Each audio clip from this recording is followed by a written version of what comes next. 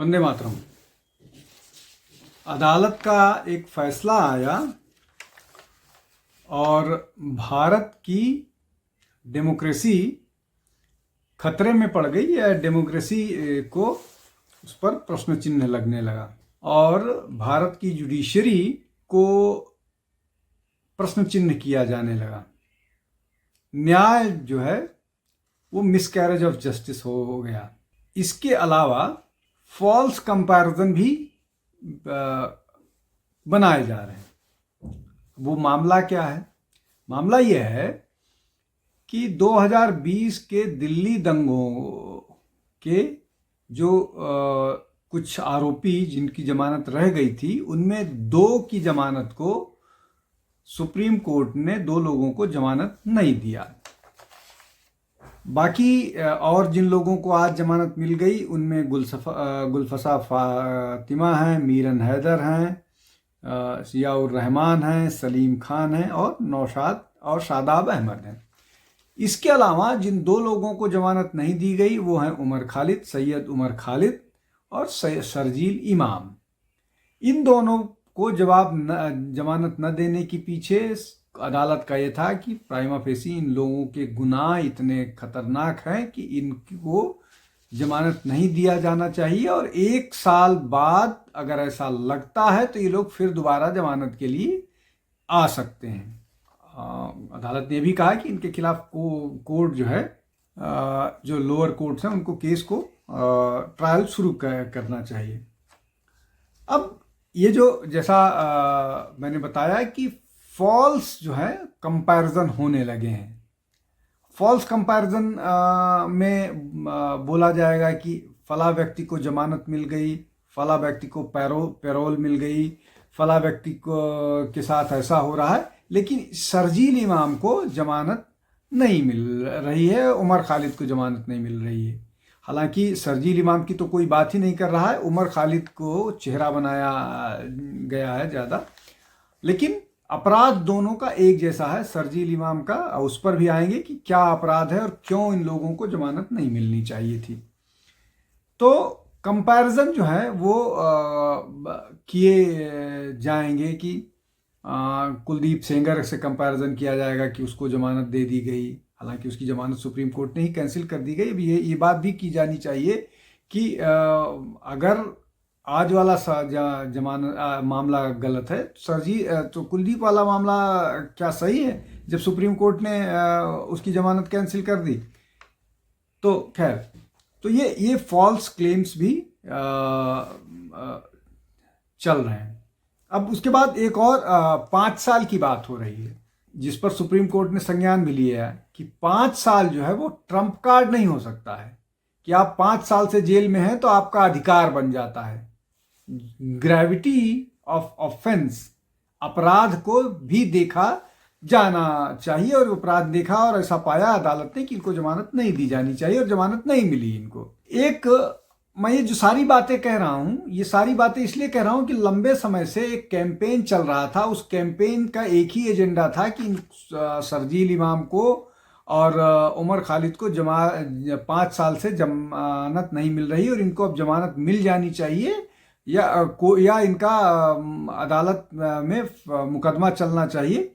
इसलिए बेसिकली ये बताने की कोशिश की जा रही कि ये लोग इनोसेंट हैं, इनको ज़बरदस्ती फंसाया गया है एक योजना के तहत। अब बात करते हैं तर्क की। एक और तर्क दिया जा रहा है कि bail is a rule, jail is exception. तो भाई, bail is rule and jail is exception ये सामान्य केसेस में होता है, यूएपीए के केस में नहीं होता है। जब आप देश के खिलाफ waging war against the nation या आप समाज में कटुता फैला रहे हो, दंगे करा रहे हो, उसके लिए बेल इज रूल, उसके लिए डिफरेंट रूल है। तो अनपढ़ लोग जो हैं, जिनको रटा रटाया या गिना एक स्क्रिप्ट दे दी जाती है, उस स्क्रिप्ट को बाँचते हैं, उनको ये नहीं समझ में आएगा। या जो लोग जिहादी मानसिकता से ग्रसित हैं और इनको लगता है कि सिर्फ इसको जमानत इसलिए नहीं मिली कि ये मुसलमान है, तो वो उस बीमारी से जो लोग ग्रसित हैं, जो वो एक उस चश्मे से जो लोग देखते हैं, जो जिन लोगों को वो बीमारी हुई है और वो बीमारी अंदर तक घुसी हुई है, वो लाइलाज बीमारी है, जो लोग उससे ग्रसित हैं उनके लिए अब एक और इंटरेस्टिंग तर्क होता है कि वो उसका पीएचडी जो है वो बड़ा इंटरेस्टिंग टॉपिक पर है। संथाल में किसी विषय पर उमर खालिद का पीएचडी का एमफिल का टॉपिक है, और वो उस तरह का थीसिस या उस तरह की पीएचडी कोई हुई नहीं है। वो जेएनयू से एमए और एमफिल है। इस तरह के आदमी को, मतलब ये कि जो डॉक्टर्स थे, ये अल फलाह अस्पताल वाले या बाकी लोग जो 3,200 किलो आरडीएक्स जिन्होंने इकट्ठा किया था, और जो लाल किले के सामने बम जिन्होंने फोड़ दिया, जिसका इन्वेस्टिगेशन किया जा रहा है, तो इसलिए उन पर इन्वेस्टिगेशन नहीं होना चाहिए कि वो एमबीबीएस डॉक्टर थे या एमडी डॉक्टर थे या बहुत पढ़े लिखे थे। अब ये पीएचडी हैं, इसलिए इन्होंने अगर देश के खिलाफ या इन्होंने दंगे करवाए हैं तो इन पर कोई इन्वेस्टिगेशन नहीं हो, और इनको अगर ये इन्होंने कोई अपराध किया तो सिर्फ इसलिए इनको छोड़ दिया जाना है कि ये बहुत पढ़े लिखे लोग हैं। इस लिहाज से तो बहुत सारे ऐसे लोगों को छोड़ दिया जाना चाहिए। एक और इंटरेस्टिंग बात तर्क होती है कि जो उमर खालिद की पार्टनर है, जब से उमर खालिद जेल में गया है तो उन्होंने अपना सबसे फेवरेट खाना जो है वो छोड़ दिया है, चाइनीज। तो क्या ये बेल का ग्राउंड है? इस ग्राउंड पर उमर खालिद को बेल मिलनी चाहिए। और तो और कुछ हिंदुस्तानी और विदेशी अखबारों ने एक पेज का राइटअप इस तरह के विषयों पर लिखा है, और किसी न किसी तरह से इसको प्रभावित करने की कोशिश की जा रही है कि उनको जमानत मिल जाए, लेकिन जमानत नहीं मिली, और जमानत न मिलने के पीछे कोर्ट ने अपने तर्क दिए हैं। इसके अलावा बहुत सारे और लोग इस तरह की बात कर रहे हैं कि वो जेल में है इसलिए वो भविष्य का नेता है, और इसीलिए सरकार उन लोगों को जमानत नहीं दे रही है कि वो लोग पढ़े लिखे लोग हैं। लेकिन अब जैसे इसमें कुछ लोग हैं जो ये कह रहे हैं कि ये मिसकैरेज ऑफ जस्टिस है। उसमें इल्तिजा मुफ्ती हैं जो कश्मीर की एक राजनीतिक दल मतलब कश्मीर के पूर्व मुख्यमंत्री की सुपुत्री हैं, महबूबा मुफ्ती की सुपुत्री हैं। तो ये तो हो गया मसला।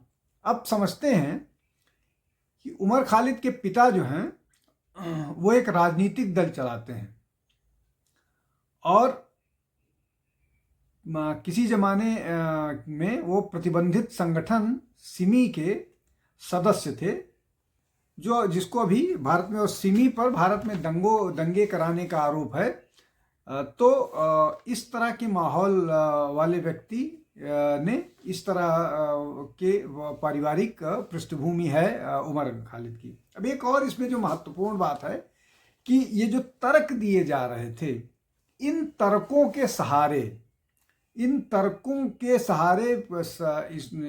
लोगों की जमानत की कोशिश हो रही थी, और उसी तर्क का हिस्सा था कि इस मामले को इंटरनेशनलाइज किया गया। जब उनके पिता जो सैयद कासिम इलियास हैं, उनसे पूछा गया कि ये मामला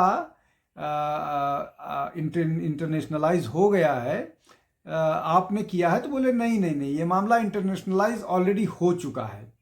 अब ये मामला इंटरनेशनलाइज हो गया है, इसको यूरोप में, इसको अमेरिका में, वहाँ पर एक विषय बनाया गया। उसके बाद ये जो उमर खालिद के पिता हैं, इन्होंने ज़ोहरान ममदानी न्यूयॉर्क के मेयर से मुलाकात की, और मुलाकात के बाद, या मुलाकात के ऑब्वियसली बाद, ज़ोहरान ममदानी ने एक मैसेज लिखा कि मतलब कि you are in our thoughts, आप हमारे उसमें हैं। बहुत सारी तारीफ और बहुत सारी बातें करने की कोशिश की, और उसके बाद भारत में सोशल मीडिया पर एक बड़ा कैंपेन चला कि अब तो इस मामले को ज़ोहरान ममदानी ने कह दिया है, अब तो जो भारत की अदालतें हैं उनको, भारत की जो सुप्रीम कोर्ट है उसको उनको जमानत दे देनी चाहिए, क्योंकि ज़ोहरान ममदानी ने कहा है और अमेरिका से इस तरह का मैसेज आ गया है।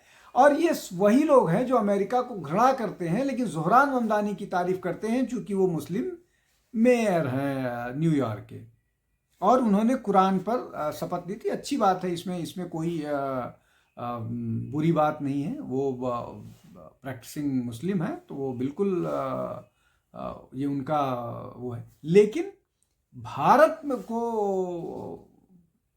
या भारत की जुडिशरी को प्रभावित करने की कोशिश की गई ज़ोहरान ममदानी का नाम लेकर के, ज़ोहरान ममदानी के जो मैसेज दिया गया।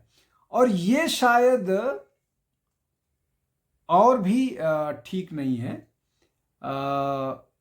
इसलिए कि इससे इस पूरे मामले को वहाँ कराने से एक जो कोशिश थी कि शायद ये काम कर जाएगा, ये जो जिसको बोलते हैं कि ये एक तरह की स्ट्रैटेजी थी कि अगर ज़ोहरान ममदानी या अमेरिका से इस तरह की बात जाएगी तो शायद जो है अदालतें दबाव में आ जाएंगी और वो जमानत दे देगी। लेकिन ये स्ट्रैटेजी जो थी वो फेल कर गई, ये स्ट्रैटेजी ने काम नहीं किया। अब समझ लेते हैं कि ये जो दो के दोनों हैं जिनको जमानत नहीं दी गई, वो यूएपीए का मामला है, उस वही है, लेकिन इनकी बातें क्या हैं। गुजरात ये तीनों लोग ने जो दंगे कराए, उस दंगे में 53 लोग मारे गए। मतलब ये कि 53 लोगों के हत्या को इन लोगों ने हत्या के पीछे इनकी भूमिका है। 53 जान जाने के पीछे इन सब की भूमिका है। इसमें जिनको जमानत मिल गई है, आज की मतलब जमानत पहले भी जिन लोगों को मिल गई है उनकी भूमिका है। ये एक बड़ा मसला हो गया। आज जो जिनको नहीं मिली है शर्जील इमाम और उमर खालिद हैं, उसके अलावा बाकी और लोग हैं इन सब की भूमिका है 53 लोगों की मौत में। इसके अलावा जो उमर खालिद का है, उमर खालिद का सीधा स्पष्ट बात है कि जम्मू कश्मीर के बारे में India is in illegal occupation of Jammu and Kashmir, मतलब भारत ने जम्मू कश्मीर पर कब्जा करके रखा हुआ है। उस व्यक्ति के जमानत के लिए, या जो व्यक्ति इस तरह की बात करता है और इस तरह के लोगों को भड़काता है, सीएए के प्रोटेस्ट के दौरान लेके रहेंगे आज़ादी वाले नारे लगा रहा था। अब उनका जो दूसरा साथी है जिसको जमानत नहीं मिली है, शर्जील इमाम, उसने 5 लाख लोग इकट्ठा करके भारत का जो जिसको चिकन नेक बोला जाता है उसको जो बाकी देश के बाकी हिस्से से अलग थलग करने की योजना थी। और वो लगातार क्या बोलते हैं, इस तरह की बातें हैं। और ये बातें सर्कुलेट हो रही हैं, वीडियो हैं, इन सब बारे प्रमाण है मतलब इसके बारे में।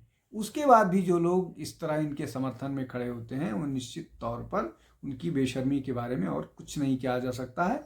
उनके पॉलिटिकल आइडियोलॉजी के बारे में स्पष्ट है, किस तरह से वो देश के खिलाफ काम करते हैं। हर देश की ऐसी चीज जिस पर उनका रेडिकल जो विचारधारा है वो फिट नहीं होती है, तो वो इस तरह की बात करने लगते हैं। चाहे वो भारत सीए के बारे में हो, चाहे किसान आंदोलन के बारे में हो, चाहे वो वक्फ के बारे में हो, उसका लगातार विरोध करते हैं। और मोदी घृणा तो वो एक मतलब फिक्स सा मामला है। तो कुल मिलाकर के ये जो हो रहा है, मैं उस पर नहीं जाता हूँ कि किसने क्या कैसे किया, लेकिन अदालत ने क्या क्या ग्राउंड दिए। लेकिन जो सोशल मीडिया पर चल रहा है, मैंने आज वो आप लोगों के सामने रखने की कोशिश की, जो नैरेटिव गढ़ा जा रहा है। आज के लिए बस इतना ही। बहुत बहुत धन्यवाद। नमस्कार।